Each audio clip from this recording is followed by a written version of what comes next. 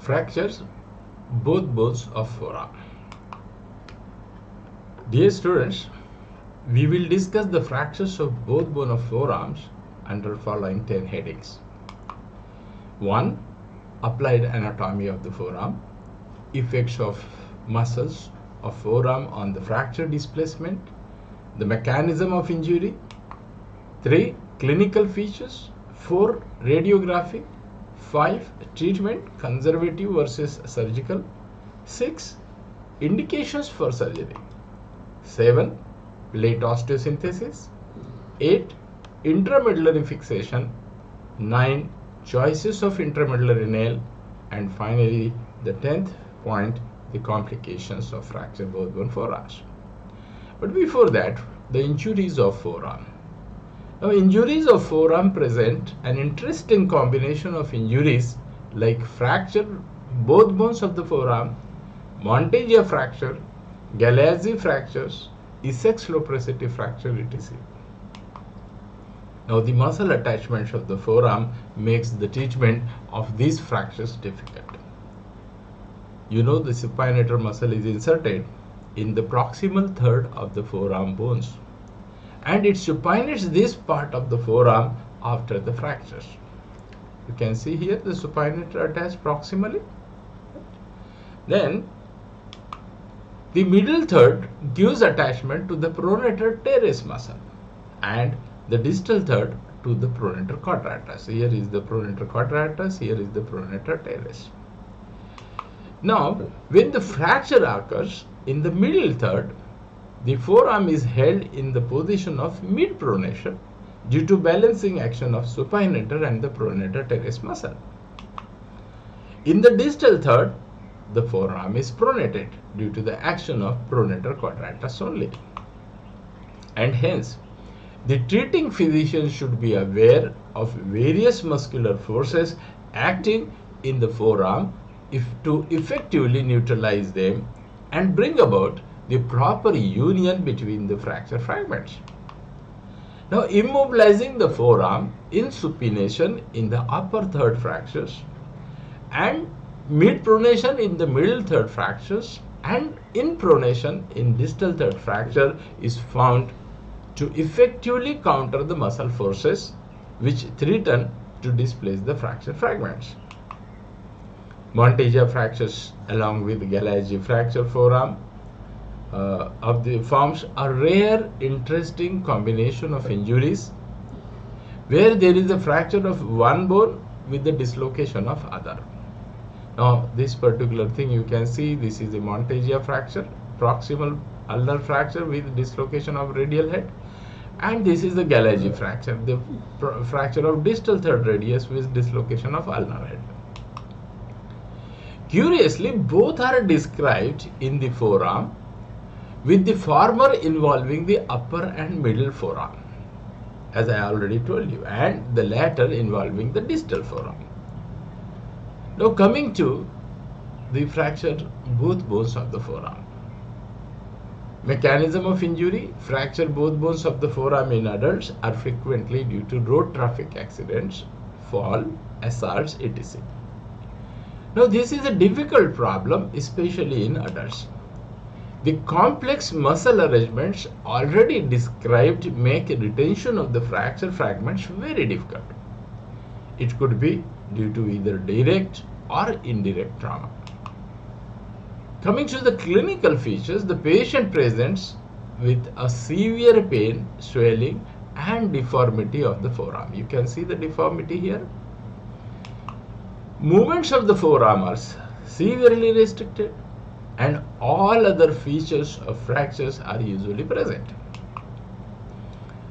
The radiographs, the AP, lateral, and oblique views of the forearm helps to make the accurate diagnosis. Coming to the treatment, the conservative treatment: undisplaced, incomplete fractures are treated by immobilization with an above elbow plaster slab or cast. The treatment for the displaced fracture consists of close reduction by the traction and counter traction methods under general anesthesia, followed by an above elbow plaster cast is usually successful in children. However, in adults, open reduction and internal fixation is often indicated because it is difficult to regain length, apposition, axial and normal rotational alignment in adults by close reduction. Open reduction is always done by two separate incisions, one for radius and the other for the ulna. The choice of implant for the ulna is either a medullary nail or a plate and screw, but for the fracture radius, rigid compression plating is usually desired. Cancellous bone graft is done if the comminution is more than 1/3 of the circumference of the bone. The dynamic compression plate, this is what is a dynamic compression plate, and a low contact DCP, this is low contact DCP. Now they have the advantage of less periosteal vascular damage. DC plating with the preliminary K-wire fixation helps holding the fracture reduction while the final screws are being fixed. Low contact or locking dynamic compression plate helps to obtain both rigid fixation as well as the less vascular damage. Now, locked compression plate is the preferred method of late. This is what is the locked compression plate.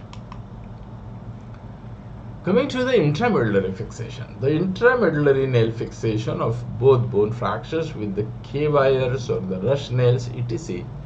was popular in 1950s and was gradually replaced by plates due to the less rigid fixation it offered. Now they are coming back with a bang thanks to the innovation in the nail technology, like the advent of the intramedullary interlocking nailing, and is being mainly used in the pediatric age group than the adults. Now the indications for intramedullary fixation includes segmental fractures, open fractures with soft tissue injury and or the bone loss, third, multiple injuries, fourth, failed plating, and fifth, the pathological fractures. Now the advantages of intramedullary fixation includes it requires less exposure, less periosteal stripping is required, and bone grafting is not required. Now the choices of intramedullary nails includes the non-rimmed, interference fit, pre-bent, star-shaped titanium, radial and ulnar nails as shown in this particular diagram. This is the interlocking nail. Stainless steel straight distal locking nail system and interlocking nails with both proximal and distal locking.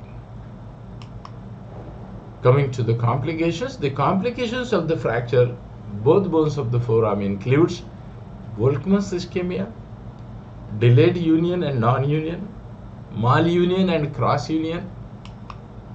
So coming to the Volkmann's ischemia, because of the tight facial compartment, a patient with the fracture both bone forearm is more prone to develop acute compartmental syndrome, and unless it is detected and treated in time by fasciotomy, it may end up with Volkmann's ischemic contracture like this.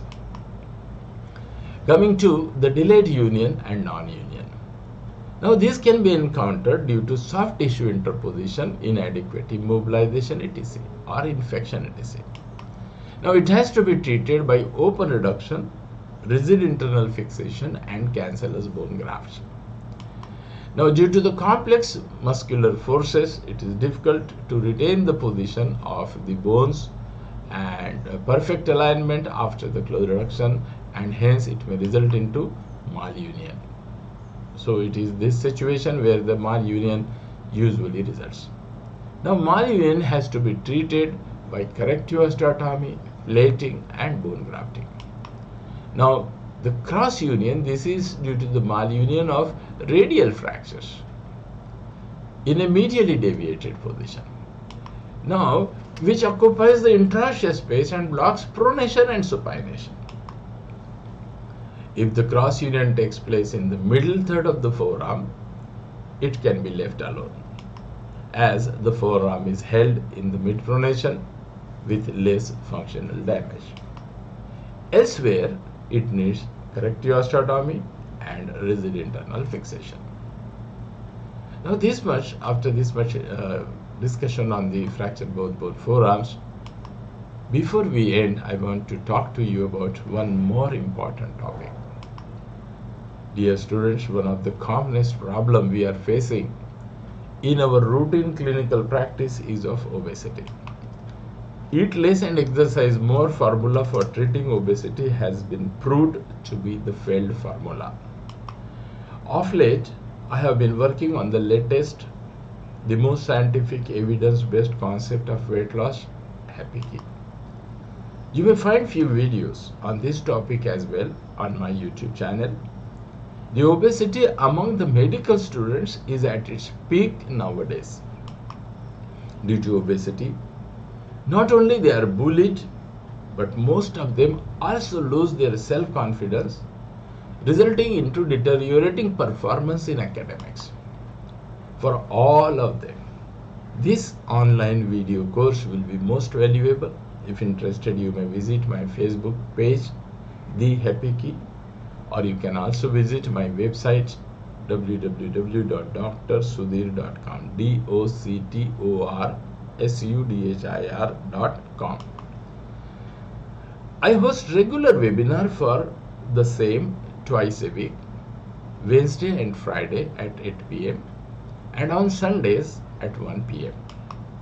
You may join using following link, https://zoom.us/j/8279404308. My mission is to help more than 10 lakh persons to lose weight and get lifetime freedom from the obesity without dieting and exercises using this Happy Key technique. Let us all come together to create a healthy and fit India. Thank you. Thank you for subscribing my channel.